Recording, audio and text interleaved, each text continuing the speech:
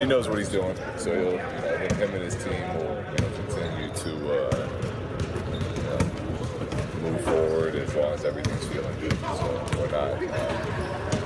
Our thoughts right now are on the Utah Jazz and really how we're going to, try to win this game tonight. And we have all the confidence that LeBron and the Mike who's back with them and the rest of the trainers he's working with right now are getting him healthy.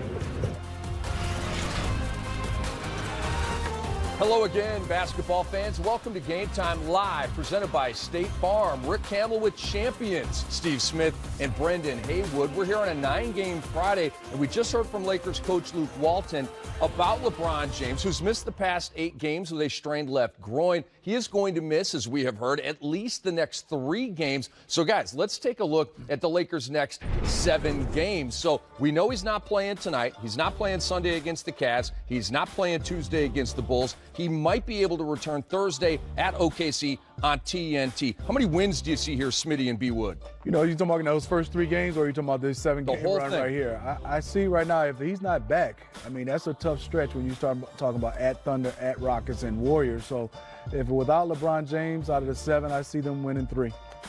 I see it like a spades hand. I see 3 in the possible. Because there's a possibility tonight against the Utah Jazz, and then you see teams like the Cavs on there, the Bulls, and the Timberwolves. So I see 3 in the possible. I got 3. So, LeBron James, as we say, he may be able to come back next Thursday. There's no promises on that. And as Luke Walton said, he's working with his team to try to get back. This injury obviously dates back to Christmas. So, B. Wood, I'll start with you. How long can the Lakers afford to be without LeBron James and still realize their goals of making the playoffs? Well, I think it comes down to, first of all, how good this team continues to play and which Lakers team we see. Are they going to be the team that, didn't perform well? They're going to be the team that gets these W's. But at the end of the day, I think by the time, if he's back by the time they play Minnesota or sometime before that, I think they'll be just fine. And if they can find a way to hover around 500 in those games, because right now they're 23-19, they're sitting in the 8th place. If they can hover around 500 as far as those wins in those next couple of games, they'll be fine. But the problem is if they snowball and they lose a bunch of games in a row, you know how it is in the West. It's not like the East. In the West, if you lose 3 or 4 games in a row, you can go from 8th to 13th really, really quickly. Yeah, and I look at it, B. Wood said it best. The one thing is I think they have to fight against is, and I know LeBron James won't rush back, but do you want 100%, not 100%, a healthy LeBron James coming back, whether that's 10 games from now, 15 games from now, or if you bring him back too early? So they're going to have to wait, and I know LeBron will wait. B. Wood said it best. They got to hover around 500, especially in these next 7 games. In 10 games, they got to go right at least 500, because in the Western Conference, you lose 5 games.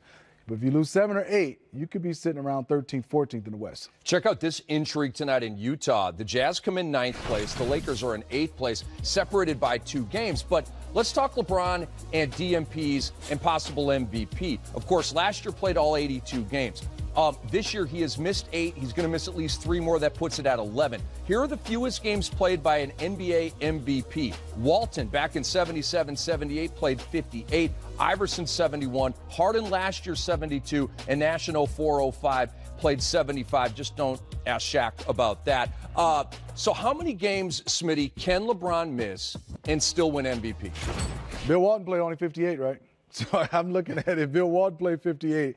I think for LeBron, reasonably, I think he can't miss more than 15 games. But the numbers he's put up, if he can come back and he's only missed 15 games and they can shoot up to around 3rd place in the West, and he put up tremendous numbers, he has a chance. But there's some other guys, no matter what, and all the other guys we talked about MVP. But I think 15 is the number for me, B. Wood. Yeah, I think I'm right in there with you. Somewhere between 15. They might give him 20 just because he's LeBron, if he's doing something spectacular. Like if he were to get the Lakers, let's say, to the 3rd seed or the 2nd seed, something that we did not foresee at the beginning of the season, and he missed 20 games, I think he'd have a really strong shot at it. But I'm with you. I think it's that number's closer to 15. But more importantly, the Lakers have to win basketball. They can't be the 8th seed or the 7th seed. They have to be somewhere within the top 4 to even have a chance, because there's a lot of really deserving candidates when you start talking about Kawhi and Giannis and Harden. There's some big names, Paul George. Jokic. The Joker's in there. I don't think he really has a true shot to get it, but I think he's up there. I'm with Do you B. think Wood. he has a true shot to get it? He's playing extremely well. And let's not say we're not saying he's not playing well, but I think when you just start to come down to being realistic, unless he can go on a tremendous run, I think he's played extremely well. They have to stay in first or second for him to get it. But when you start looking at those big names, it's going to be Harden, Giannis, Kawhi, all those guys. I don't think he has a shot. When you say that Jokic probably can't get it, it's not disrespecting him. Nope. He is doing phenomenal things. 18 and 10, 7 assists, helping lead this team even though they've been through a lot of injuries.